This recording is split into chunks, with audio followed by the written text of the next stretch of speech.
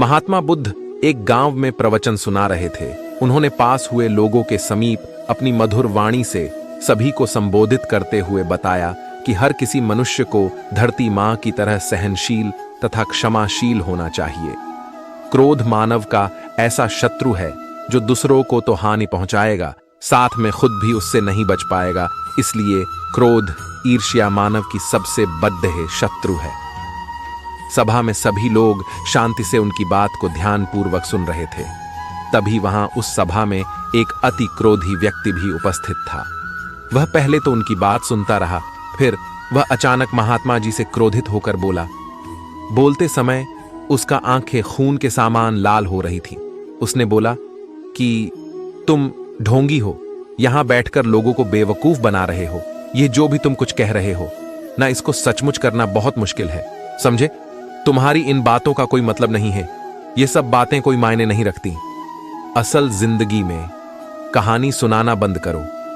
धूर्त महात्मा, और जहां से आए हो वहीं चले जाओ। ऐसे कठोर वचन सुनकर भी महात्मा जी ने उस क्रोधी पुरुष का कोई विरोध नहीं किया और न ही उसकी बातों पर कोई भी प्रतिक्रिया दी। वह शांत रहे और अपना काम करते रहे, जिससे वह पुरुष और भी क्रोधित हो गया। उसकी समझ नहीं आया वह क्या करे। तब उस पुरुष ने महात्मा जी के मुंह पर थूक कर चला गया। अगले दिन जब उस व्यक्ति का क्रोध शांत हुआ और उसे अपनी गलती का पछतावा हुआ, तब वह आत्मग्लानि में जलने लगा और फिर उसने सोचा कि उस महात्मा से मुझे माफी मांगनी चाहिए। वह महात्मा जी की खोज में उसी स्थान पर गया जहां महात्मा जी कल प्रवचन दे रहे थे। लेकिन महात्मा जी वहां कहां मिलने वाले थे? वह तो अपने शिष्यों के साथ अन्य किसी गांव की यात्रा पर निकल पड़े थे। वह पुरुष सब लोगों से महात्मा जी के बारे में पूछता उस स्थान पर पहुंच गया जहां की महात्मा जी प्रवचन कर रहे थे। तब उस पुरुष को महात्मा जी के शिष्यों ने उसे उनके पास जाने से रोका, लेकिन महात्मा जी ने अपने शिष्यों को आदेश दिया कि आने दे उस पुरुष को।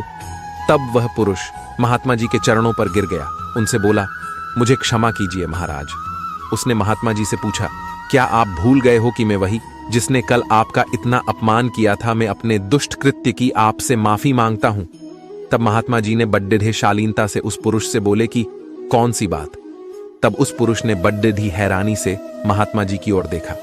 महात्मा जी बोले कि मैं तो बीती बातें वहीं छोड़ दे चाया, क्योंकि बीता हुआ कल कभी वापस लौट कर नहीं आता।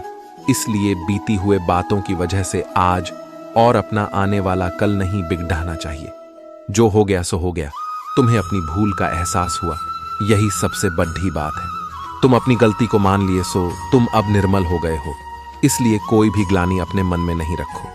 अपने आने वाले कल के बारे में विचार करो और उसे सुधारने का प्रयास करो। महात्मा जी की बात सुनकर उस पुरुष के मन का भार हल्का हो गया और उसने महात्मा जी के चरणों को पकड़ कर कहा, आज से मैं अपने क्रोध का त्याग करता हूं और धैर्यवान और क्षमाशील होने का प्राण आज से लेता हूं।